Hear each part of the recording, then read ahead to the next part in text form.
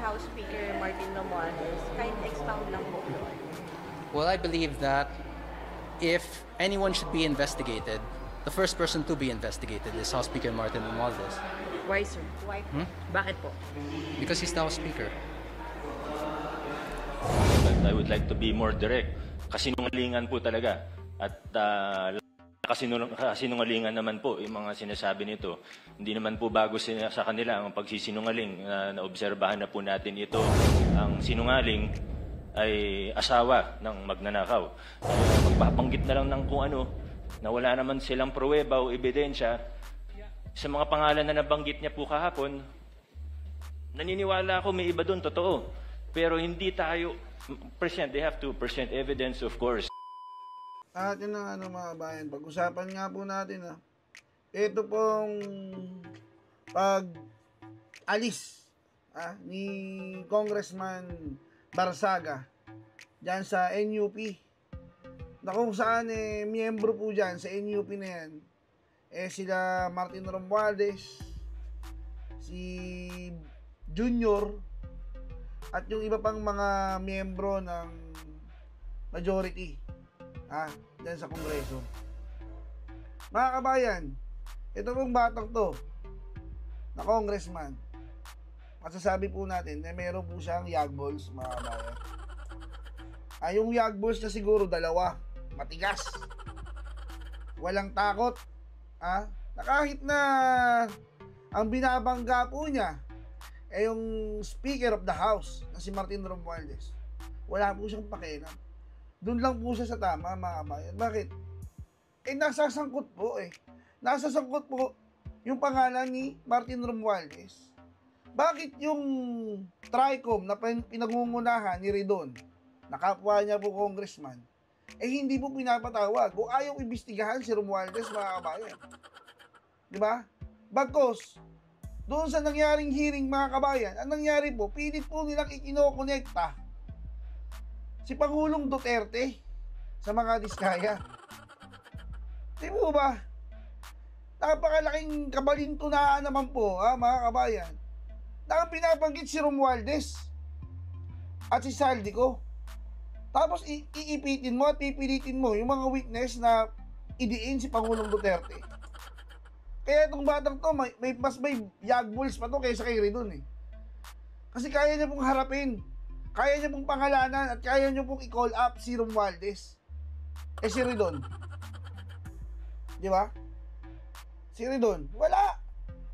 Ayon nga po kay Mayor Magalong, pinoprotektahan po ng TRICOM, ng mga congressman dyan, ito si Romualdez at si Saldico, mga kabayan.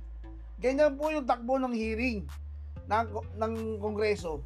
Itong mga kamakailan lamang, mga kabayan.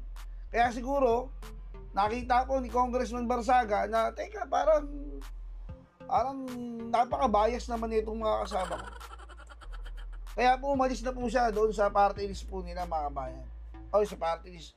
Doon sa NUP. Ayaw na po niyang ma-associate sa mga buwaya dyan. At kahit sino naman po siguro nasa tamang katinuan, aalis po dyan. Obvious naman, mga kabayan. Obvious na pinoprotektahan po ng mga congressman na to.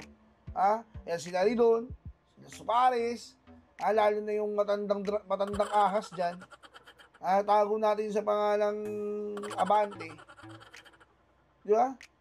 Hindi nga niya mapatawag si Mayor Magalong Bakit? Makatakot Di ba? Buti ba to? May yagballs. May bayag. Yung iba, may pinatawag pa nga po dyan Full force na po sila, mga kabayan. Full force na po itong mga congressman. Alam niyo po bakit? Pati po ito si Vico Soto, mga kabayan. Si Vico Soto, inimbitahan para magsalita. Alam po kasi nila may hatak si Vico Soto May hatak sa mga Gen Z, sa mga kabataan, sa mga millennials. May hatak po Anong ginawa nila? Dahil kalaban po niya talaga ang mga diskaya. Actually, di ba? Okay na Di ba? Okay na. Persecute natin yung mga diskaya, okay lang. Pakulong natin yung mga diskaya, okay lang rin. Pero, yung lumabas po sa bibig niya itong mamang to, diyan sa hearing, kaya iba na po, ano po sabi niya? Na ang mga diskaya daw po, wag daw po maniniwala sa kasinungalingan ng mga diskaya. Ha? Wag daw pong maniniwala sa kasinungalingan ng mga diskaya na ano, sa pagdawit po sa pangalan ni Romualdez na kumpare ng tito mo. Opo. 'Di ba? Titsuhin niya po si ano si school bukol sa Senado Okay, magkumpare po 'yun si Romualdez. Full force po talaga sila mga kabayan na protektahan si Romualdez.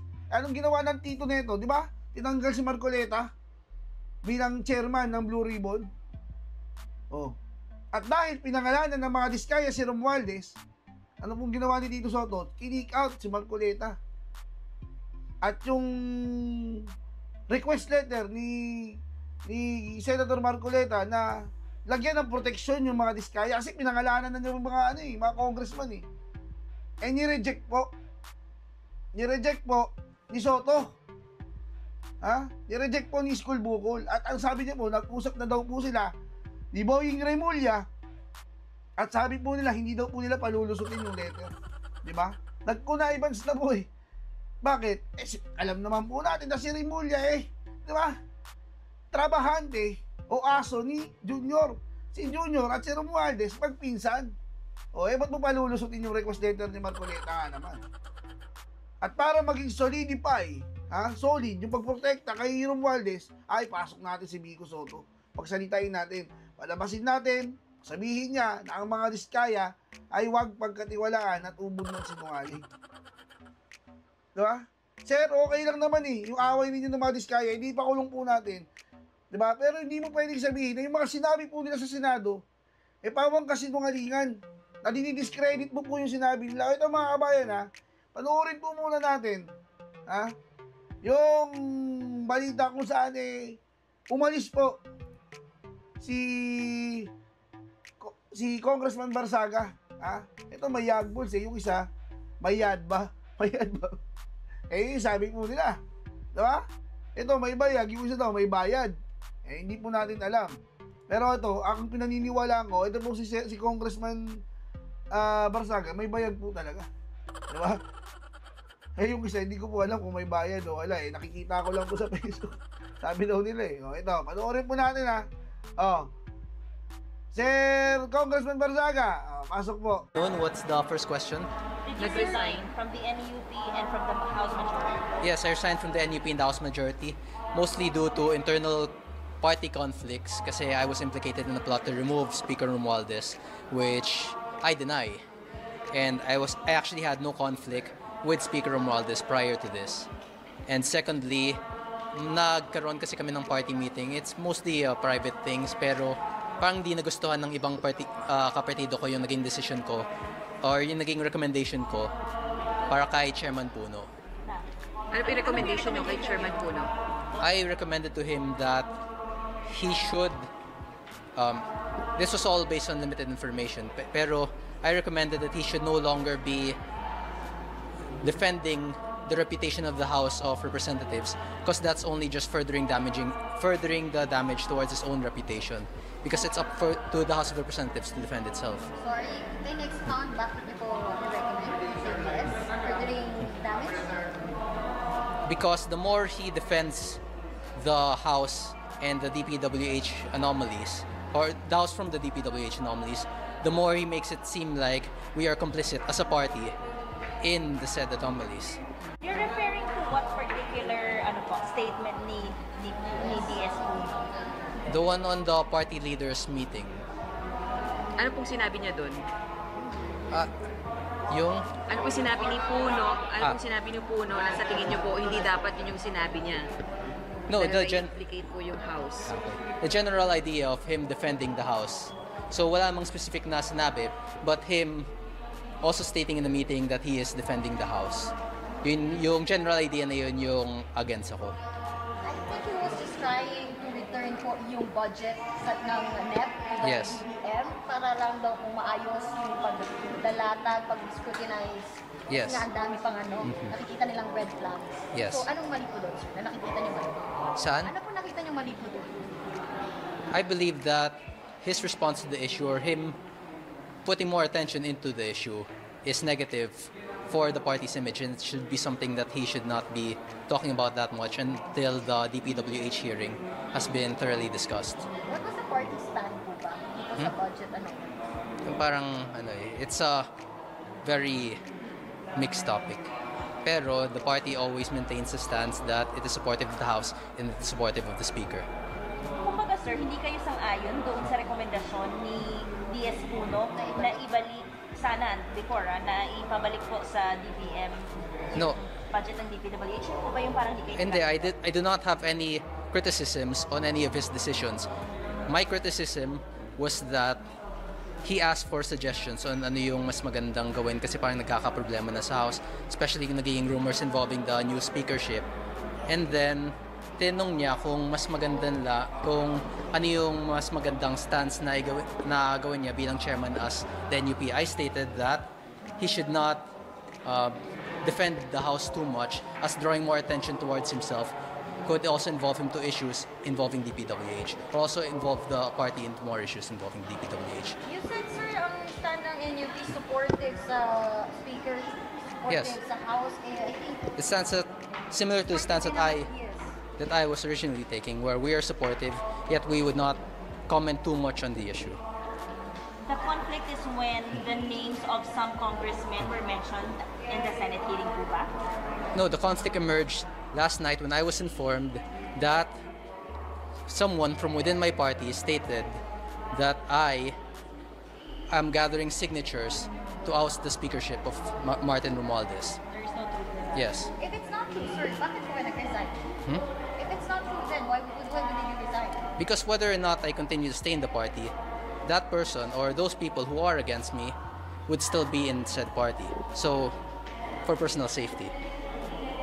And gusto ko rin pong pa-imbestigahan si House Speaker Martin Romualdez. Kahit expound lang po.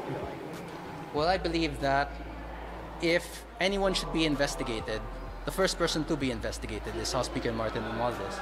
Why, sir? Why? Bakit po? Because he's now a speaker. And do you think meron po ba kayong personal knowledge about his involvement in any of the anomalous projects or any of the projects? I have some personal knowledge. Can you elaborate, sir? I will not be elaborating that yet. But I'd like for Speaker Romualdez to be speaking in the... I'd like Speaker Romualdez to also be involved in the DPWH hearings.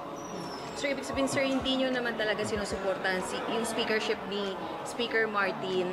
Napilitan lang kayong iboto siya dahil NUP pa kayo noon. Tama po ba? Yes, that's correct. Pero now, you're not supporting him anymore, kaya nagbitiw kayo as AML. Yes, I'll now be an independent candidate, or I might be a minority candidate. I'll be an independent candidate or a member of the minority if the leader of the minority would allow me. To clarify lang, you're saying na involved po si Speaker Martin Romualdez sa mga anomalyang flood control projects, may hand siya dito.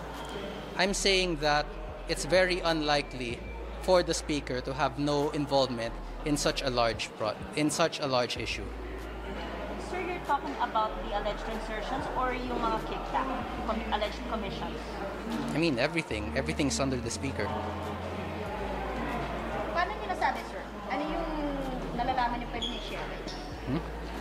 Well, nothing yet. Pero kung may But you gusto have kayo... evidence, sir, that na involvement po si Speaker? You have evidence? You have proof? Would me possessing evidence make a difference? If the speaker were to have evidence presented against him in the DPWH hearing, would anything happen to him, or would he still walk away free with a warning? Pero sir, kung may gusto kayong suportahan sa pagka-speaker ngayon, since tumiwalag na kayo sa NUP, sino na ang gusto nyo maging speaker? No one comes to mind yet. Pero kung pwede ang neophyte, Kiko Berzaga. Joke lang. I have no interest in being speakers. Masyadong busy yung schedule nun. Will you be delivering a privileged speech regarding dito sa allegations niyo about Speaker's involvement sa I actually planned on delivering a privileged speech, but I was not allowed by the majority office due to some problems with the speech I presented. Hindi kasi I'm not allowed to name, baka may ethics committee daw ako, so I prefer not to. But that's a privileged speech. Hindi kasi ang sabi ko, it's not really a question of personal privilege since it refers to a party matter. So, parang ang ginawa ko na lang is I just posted it online so that everyone, especially my party mates in my district would know what has transpired. Pero nag-resign na kayo sa MUP. Yes. But my district is still 100% NUP. The vice mayor, the councilors, and the mayor is still That's NUP. what's holding you back. That's what's holding you back. Well, we might not know.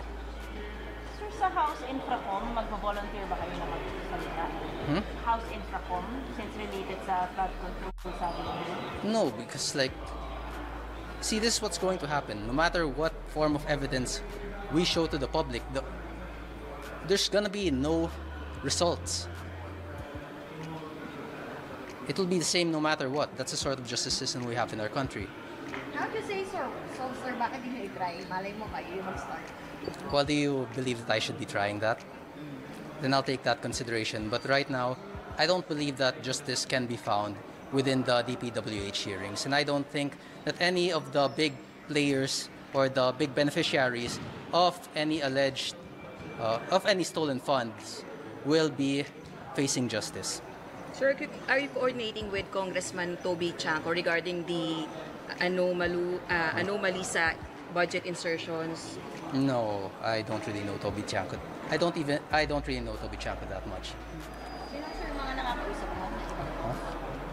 Random lang, kung sino lang yung mga mahilig sa pusa. Wala naman kumausap sa inyo, sir, about replacing the speaker from district na nag-resign na kayo. Well, I only heard about it last night that I apparently was plotting to replace the speaker, but I had no involvement in that. Everything that I've done until last night was for the benefit of my party. For kanino daw ba yung signatures? For kanino? No, For sino daw yung narinig mong... someone within my party stated that I was collecting signatures to remove the speaker. replace him kanino? Sinong magre-replace? No, that's all that said. Wait, saan ba yung phone ko, please? I'll show you the actual message. Phone, please. Nasa ba?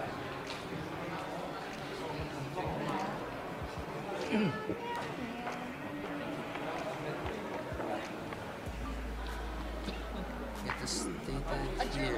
Session. What? Kaka-adjourn lang.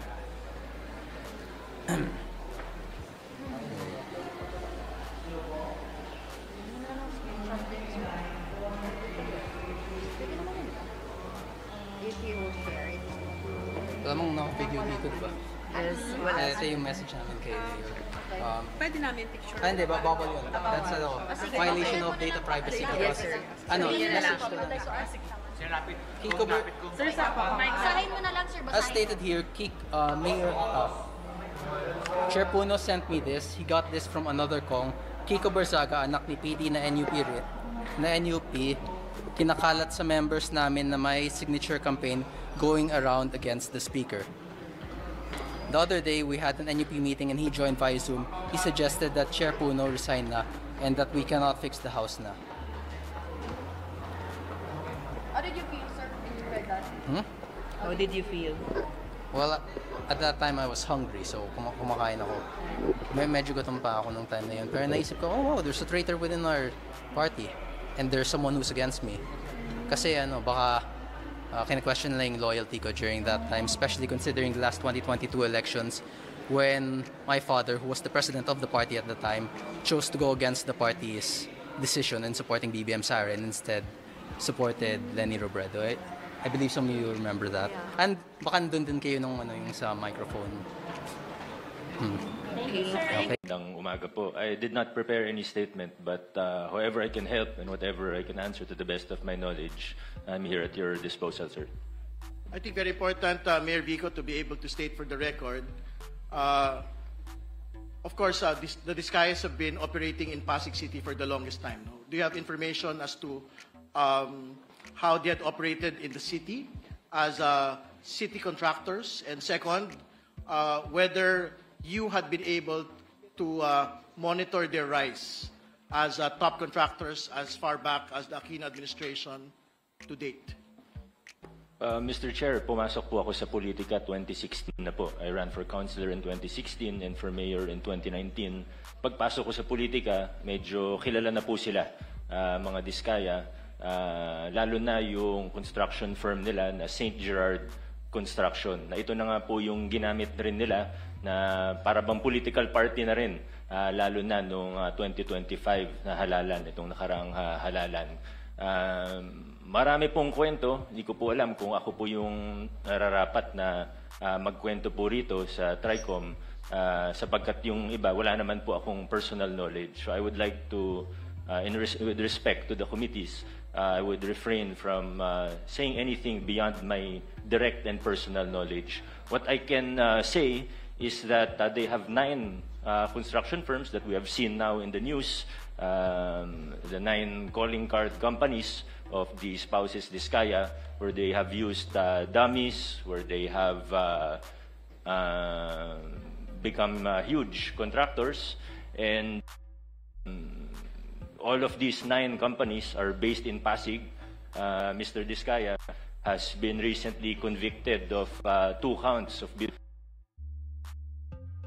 Again, with regard to the question of the chair, kahit nung mayor na ako, naungontrata pa rin sila sa LGU. Kasi pinapatupad po namin sa Pasig ay strict adherence to the law, which is open and public bidding. So pag nagko-qualify po sila mula 2019, hindi po namin hinaharangan, may mga project po sila sa City Government of Pasig.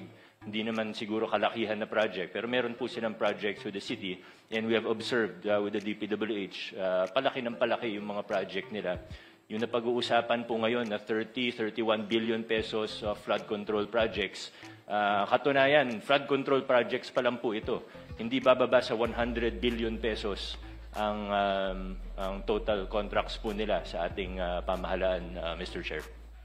Siguro as a final question before proceeding, Mayor Vico Soto, you mentioned in your Facebook statement that you had seen many inconsistencies, no, in the testimony of the Diskayas, no. So maybe you can intimate to the committee what these particular inconsistencies are.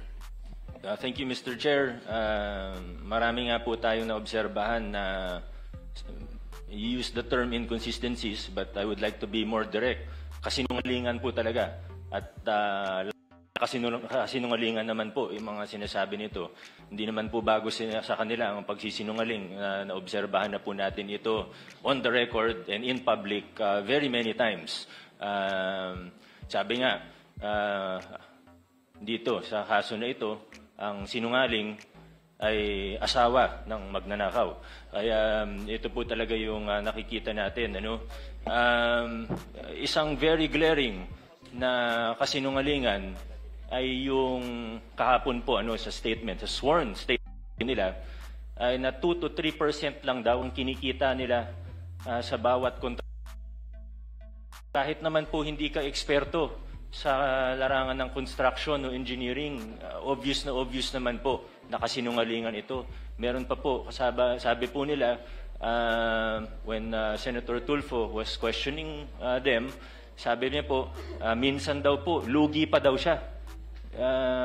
Ang bait naman po ng mga ito, kung tumatanggap sila ng kontrata sa gobyerno, nagbibid sila para malugi. No sane business person would do that. Of course, I think everyone in this room would agree. Hinasabi nila 2 to 3% yung normal, 5% daw pag sinuwerte.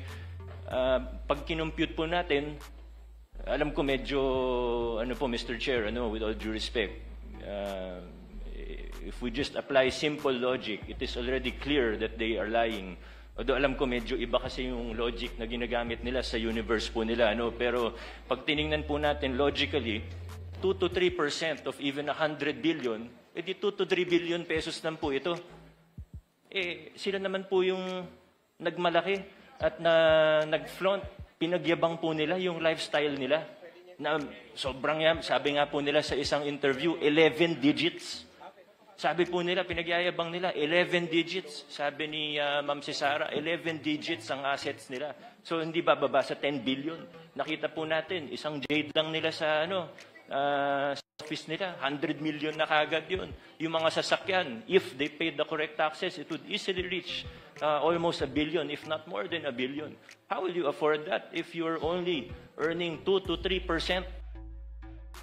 sabi naman nila, wala silang private contracts. Ayaw na daw nila sa private kasi maliit ang kita. Nasa interview din po nila. So, buti na lang po ang isda ay nahuhuli sa sarili nilang bibig. Buti na lang po. Ganun po sila magsalita in public at nalalaman natin ang mga katotohanan. And I don't mean to overstep, Mr. Chair. Please stop me at any time.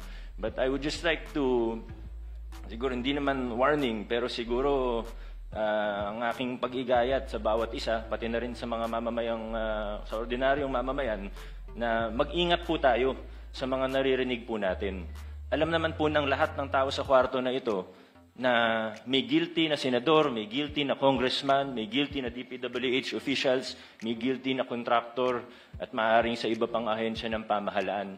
Pero sa puntong ito, nakikita po natin, hindi lang sila basta naglalaglagan, gusto nilang magulo ang kwento. Gusto nila lituhin tayo. Gusto nila na hindi na natin malalaman kung ano totoo para eventually mawawala na lang na parang bula. Magkakalituhan na tayo, hindi na natin malalaman kung anong totoo sa hindi. Magbabanggit na lang ng kung ano, na wala naman silang pruweba o ebidensya. Sa mga pangalan na nabanggit niya po kahapon, naniniwala ako may iba doon, totoo. Pero hindi tayo they have to present evidence, of course. And I think we really have to be careful because in our experience with them, in my experience with them, Mr. Chair, these are people who are really capable of lying without batting an eyelash. So we have to be very careful in how we proceed. Thank you, Mr. Chair. Mr. Mr. Chair, Thank you. short